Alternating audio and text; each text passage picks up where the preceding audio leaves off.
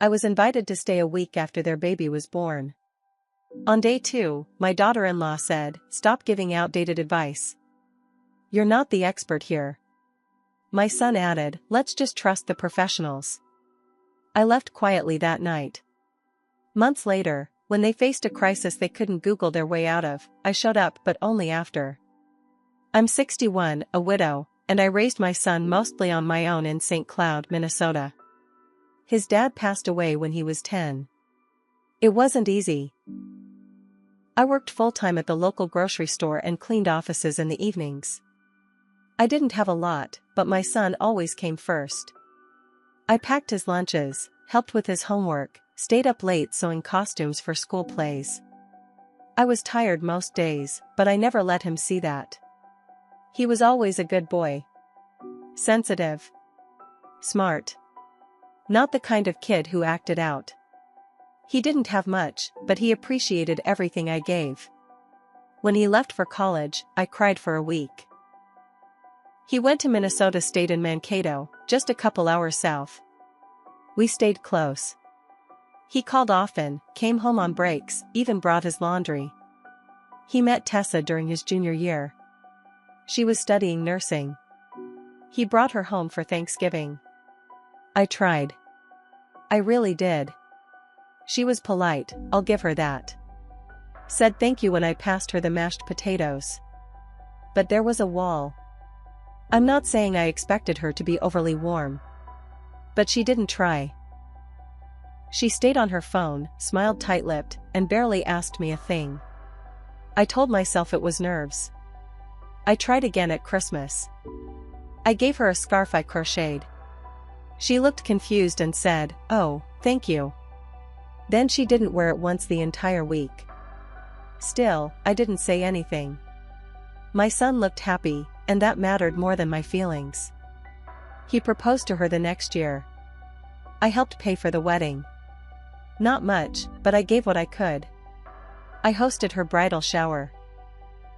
I made 3 different kinds of sandwiches and a punch bowl big enough to bathe a toddler. I even cleaned my whole backyard and borrowed tables from church. The wedding came and went. I stood off to the side most of the night. My son thanked me. Tessa said thanks for everything, then walked off before I could even hug her. Time passed. They bought a house in Rochester. I visited twice. She always seemed busy or tired. I'd try to talk to her while folding towels or cleaning dishes, but the conversations never lasted more than a minute. When they told me they were expecting, I cried. Honest to God tears. I hugged my son tight and told him how proud I was. He asked if I could stay with them for a week after the baby was born to help them settle in. I said yes without thinking. I was thrilled. I requested time off at work, bought little onesies, packed up a small suitcase of my son's old baby clothes. I spent a month making meals I could freeze, chili, lasagna, casseroles, you name it. I arrived the day after they came home from the hospital. Ava. That was her name. 7 pounds, soft little nose, head full of reddish fuzz. I cried again holding her. Tessa looked tired. My son was quiet but looked proud. The first day went well. I let Tessa sleep while I changed diapers. I made dinner, meatloaf and mashed potatoes, his favorite. I held the baby while they ate. I kept my mouth shut about everything. I just wanted to help. Day 2 changed everything. Tessa was frustrated with breastfeeding. Ava kept crying and wouldn't latch. I gently suggested trying a warm compress. I told her I used it with my son when he had trouble feeding. I didn't press. Just offered. She didn't even look at me when she said it. Stop giving outdated advice. You're not the expert here. I blinked. My hands froze on the edge of the kitchen counter. I thought maybe I misheard. I turned to look at my son. He didn't defend me. He didn't say a word to soften what she said. Instead, he added, "Let's just trust the professionals, okay?" I just nodded. Quietly. No fight. No tears. That night, while they were asleep, I packed my things. I wrote a short note, "I love you both. Call me if you need me." I closed the door without making a sound and drove back to St. Cloud. 3 months passed. Nothing. No calls. No photos. Not even a text.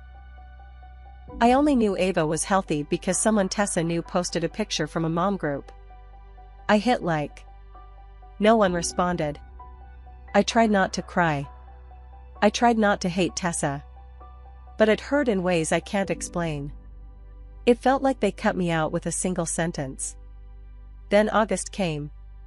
I was pulling weeds in the backyard when my phone rang. My son's voice was shaking. "Mom, we need help." My heart jumped. I didn't speak at first. He went on. "Ava's really sick. She's been crying nonstop. She has a fever. They ran tests, but nothing's working. We don't know what to do." I took a deep breath. He sounded scared. Truly scared. I asked him what hospital. He told me. Then I paused and said, "Before I come, I need you to say it." He didn't ask what I meant. He knew. "I'm sorry. We were wrong. Please, help us." That's all I needed. I packed a bag, drove to Rochester, and walked into that pediatric ICU like I had every right to be there. Because I did. Tessa was sitting in the corner, face puffy, eyes red. My son looked like he hadn't slept in days. He just pointed to Ava's crib. I went to her, picked her up, cradled her close, and started humming the lullaby I used to sing 30 years ago. Her body was tense. She whimpered. I noticed how she arched her back slightly when she cried. I asked the nurse to give us a moment. She hesitated but agreed. I tilted Ava a bit, gently tapped her back, shifted her position. After 2 minutes, she let out the biggest burp I'd ever heard from a baby. She slumped into my shoulder and went quiet. I knew. I knew before the doctors. Reflux. Not an infection. Not something in her blood. Just something simple, and something they couldn't Google their way out of. The pediatrician confirmed it later that night. Tessa broke down crying. Real tears. She whispered, "I'm sorry," but didn't look at me straight. I didn't move in. I didn't offer to stay the week. I held Ava one more time, kissed her forehead, and handed her back. Then I looked at both of them and said, "You wanted professionals. Now you've got me. I'll help. But only when you ask. And only when you respect who I am." I drove home in the dark. And this time, they were the ones who cried. After that night at the hospital, I didn't hear from them for 2 weeks. I thought maybe I'd hear something. A text, a photo, a quick check-in. Nothing. Then out of nowhere, I got an email. Not a call. Not a voicemail. An email from Tessa. It started with "I hope you're doing well," which already told me it wasn't written from the heart. She went on to say they were grateful for my help, and they acknowledged that I brought a perspective they didn't consider before. But then came the real reason for the message. She wanted to set clear boundaries moving forward. Tessa wrote that while she understood my intentions were good, she preferred to rely on licensed medical professionals and peer-reviewed research when it came to Ava's care. She said she didn't want to confuse methods or feel undermined. She asked that if I were to be around again, I not offer unsolicited parenting advice. I read that email 5 times. My hands were shaking by the end of it. She never once said the word sorry in those paragraphs. And my son? He didn't even add a line at the bottom. I didn't respond. Not right away. I needed to think. 3 days later, I drove to Rochester again, not to drop in, but because I had a checkup nearby. I texted my son and said, "I'm in town if you'd like to meet for lunch." "Just you?" He said yes. We met at a small diner we used to go to when he was a teenager. I got there early. He walked in, looking tired again. Father had aged him fast. He hugged me, but it felt unsure. We sat. I didn't make small talk. I looked him in the eyes and said, "Did you read the email?" He nodded. "Yeah, I did." "And you agree with it?" He didn't answer right away. "I think she's just trying to create a system that works for her." I said, "She doesn't want a system. She wants control." He looked down at his coffee. I kept going. "You invited me into your home, asked for my help, then tossed me out like a used tissue. You didn't just disrespect me, you erased everything I've ever done for you. You called me when it got too hard, when Google wasn't enough. And I came. I saved your daughter from more pain, maybe worse. And this is what I get?" He stayed quiet. Then he finally said, "I know. I screwed up." I wanted to believe him. But one apology wasn't enough anymore. He went on, "Tessa's struggling. She had a hard time growing up. Her mom wasn't really around. She wants to feel in control. She wants to be better than what she had." I nodded. "I get that. But let me be clear. I won't be your backup plan. I won't sit on a shelf like some dusty emergency kit you only use when things fall apart." He said he understood.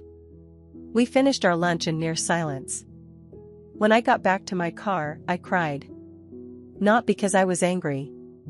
Because I finally realized something I didn't want to see before: my son wasn't the boy I raised anymore. He was someone else now. A man who belonged to someone else's household. A man who didn't speak up when I was disrespected. A man who let convenience shape his morals. A week later, I got a group text. Not a personal message, just a mass text from Tessa about Ava's first month photos being ready and a small gathering they were having for family and close friends. I wasn't planning to go. But then my older sister called. She'd gotten the invite, too. "I think you should go," she said. "Why?" I asked. "So I can sit in the corner again and smile while she parades me in front of her friends like some outdated relic?" "No," she said. "So you can show them you're still standing. That you're not going away. That you don't need permission to exist in your granddaughter's life." I thought about that for a long time. I RSVP'd yes. And when I walked through that door a week later, holding a box with a hand-sewn quilt inside, I didn't smile to be polite. I smiled because I wasn't scared of them anymore. What happened at that gathering? You wouldn't believe me even if I told you. The day of the gathering, I wore a simple blue sweater and slacks. I wasn't going to dress up like I was attending a church potluck. I wasn't going to pretend this was normal. It wasn't. I parked a block away. Their street was packed, cars lined both sides. I saw her parents' SUV in the driveway. Some cousins from her side. People I didn't recognize. I took a deep breath and walked up holding the box with Ava's quilt. I'd made it during the weeks they ignored me. It was white, with pink trim and tiny apples stitched into each corner, my son's favorite snack when he was a baby. When Tessa opened the door, she gave me a tight smile. The kind that hides something. Not fake exactly, just calculated. "Hi. Come in," she said, stepping aside. The house was full. Voices, music, baby toys scattered in the living room. Everyone was laughing in clusters. No one looked at me twice. It was like I was a caterer, not the grandmother. My son waved from across the room. "Glad you made it, Mom." That was it. I set the quilt down gently on the gift table and walked over to Ava's bassinet. She was awake, alert, staring up at a spinning mobile. Her little hands waved in the air like she was grabbing dreams. I leaned down and whispered, "Hi, sweetheart. Grandma's here." I didn't notice right away that Tessa was behind me. "She's finally sleeping better," she said. "We've adjusted her feeding schedule. The reflux is mostly under control now." I nodded. I'm glad. She looked stronger. Then she dropped it. Just, please don't pick her up. I turned to look at her. I'm sorry? She's been overstimulated. And I'm still not ready to hand her off unless it's necessary. I just stared at her. She wouldn't let me hold my granddaughter. In my presence, in front of a room full of people, she politely told me I was still not welcome in any real way. I nodded slowly and stepped back. A few people glanced over but didn't say anything. No one wanted to rock the boat. Tessa's world was tight, carefully managed. My son wasn't even near us. He was busy chatting with one of her cousins about lawn care. I sat on the far end of the couch and watched. Watched as people passed Ava around, laughed, took photos, held her without question. One of her friends, a girl who didn't even look older than 20, rocked Ava while sipping from a champagne glass. So much for overstimulated. I stayed quiet. At the end of the party, as people filtered out, I started to collect my purse when a man I didn't recognize approached me. Late 50s, maybe early 60s. Neatly dressed. Warm eyes. You must be Chris's mom, he said, offering his hand. I am, I said. And you are? I'm Ted. Tessa's dad. We shook hands. I've heard a lot about you, he said, his voice low. Hope some of it was good, I said, dry. He smiled. I know Tessa can be firm. But I just want you to know, I saw what you did. At the hospital. You were right. She didn't tell you that, but I will. I felt a lump in my throat. She's scared all the time, he added. Of doing it wrong. Of not being enough. That fear turns into control. I've seen it before. Her mother was the same way. I didn't know what to say. So I said, thank you. Then he said something that made my blood stop cold. You're not the only one she's trying to push out. I blinked. What do you mean? He leaned in slightly. She told my wife we wouldn't be babysitting. That she didn't trust anyone except herself. Not even Chris, really. Said too many voices made her nervous. I sat with that for a moment. So it wasn't just me. It was everyone. Control wasn't the side effect. It was the plan. I thanked him and left quietly. That night, I called my sister again. She said what I was already thinking. This isn't about one argument. This is about power. She's cutting everyone off one by one. And your son? He's letting her. She was right. This wasn't just a cold daughter-in-law. This was a pattern. And if I didn't act soon, Ava would grow up thinking I never tried. Never cared. That was not going to happen. So I made a choice. Not to fight. But to document. Every call. Every message. Every missed holiday invite. Every moment I was pushed aside. I started writing it all down. Not out of spite. But for proof. Because one day, Ava will be old enough to ask questions. And when she does, she's going to get the whole truth. But that's not even the twist. The twist came 3 weeks later, when I got a call from a neighbor of theirs. A woman I'd never met before. She said, "Are you Ava's grandmother? I thought you should know, there was an incident." And what she told me? It changed everything. The neighbor's name was Leanne. She lived 2 houses down from my son and Tessa. She was soft-spoken, polite. She said she didn't mean to cause drama, but something had happened, and she couldn't sit with it anymore. There was an argument, she said. Loud enough to hear through my windows. Tessa was screaming. Not like regular yelling. It was unhinged. She was yelling at the baby. I stood still in my kitchen, phone pressed to my ear. What do you mean, yelling at the baby? I mean screaming. I don't know what set her off, but I heard things like, "Why can't you just stop crying?" I'm not your damn slave. I nearly dropped the phone. Leanne kept going. I went over. I knocked. I asked if everything was okay. She cracked the door open and said Ava was just colicky. But I saw her face. That baby had been crying too long. I didn't sleep that night. I couldn't. I called my son. Straight to voicemail. I texted. Nothing. The next morning, I called again. Still nothing. So I got in my car and drove to Rochester. I knocked on their door. Tessa answered, looking irritated and tired.